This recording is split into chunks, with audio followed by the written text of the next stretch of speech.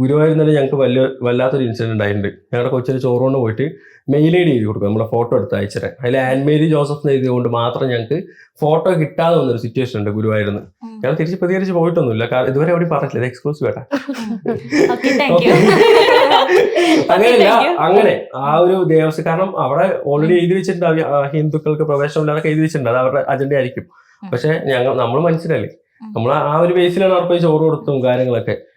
പക്ഷെ ഞങ്ങൾക്ക് അങ്ങനെ ഒരു അനുഭവം അവിടെ നിന്നുണ്ടായതുകൊണ്ട് ഈ അമ്പലത്തിൽ വന്ന കാര്യങ്ങൾ ഞങ്ങൾക്ക് അപ്പോഴാണ് റിയലൈസ് ചെയ്യാൻ പറ്റിയത്. കാരണം അവര് എല്ലാ ഈക്വലി പേര് പറഞ്ഞ് ജോസഫ് എന്നുള്ള പേര് മൊത്തം പറഞ്ഞിട്ടാണ് അവിടുത്തെ ആ പൂജാരി ഞങ്ങൾക്ക് താലി വരെ എടുത്തു തന്നത്. അത് ഭയങ്കരമായിട്ട് എനിക്ക് ഇപ്പോഴും തോന്നിയിട്ട് ശ്ലോകമൊക്കെ നമ്മുടെ പേരിൽ ശ്ലോകമൊക്കെ ചൊല്ലി അങ്ങനെ. ഞാൻ ഇതുപോലെ ഒരു അറേഞ്ച് മാരേജിൽ പോലും ഒരു പൂജാരി അങ്ങോട്ടും ഇങ്ങോട്ടും ശ്ലോകം ചൊല്ലി താലി കെട്ടുന്ന കണ്ടിട്ടില്ല. പൂജാരി പറയുമ്പോ എടുത്ത് കെട്ടല്ലേ. ഇത് ആദ്യം പറഞ്ഞ് രണ്ടുപേരുടെ കാര്യങ്ങളൊക്കെ പറഞ്ഞ് ഇന്നവിടെ നിന്ന് ഇന്നത് വരുന്നു, ഞങ്ങളെ കുറെ എന്തോ സംസ്കൃതമാണ് ഞാൻ പഠിച്ചതെങ്കിൽ എനിക്ക് കുറച്ചൊക്കെ മനസ്സിലായി. നമ്മളെ അവര് ആദ്യം ഒന്ന് എന്താ പറയാ, നമ്മളെ ഒന്ന് ആശീർവദിക്കണം. ആ സംഭവം കഴിഞ്ഞിട്ടാണ് താലിയൊക്കെ കെട്ടി. ഞങ്ങള് കല്യാണം കഴിക്കുന്ന ഒരാഴ്ച മുന്നേ ഞങ്ങളൊരു ചെറിയൊരു അപ്പാർട്ട്മെന്റ് ഒക്കെ എടുത്ത് വെച്ചിട്ടുണ്ടായിരുന്നു.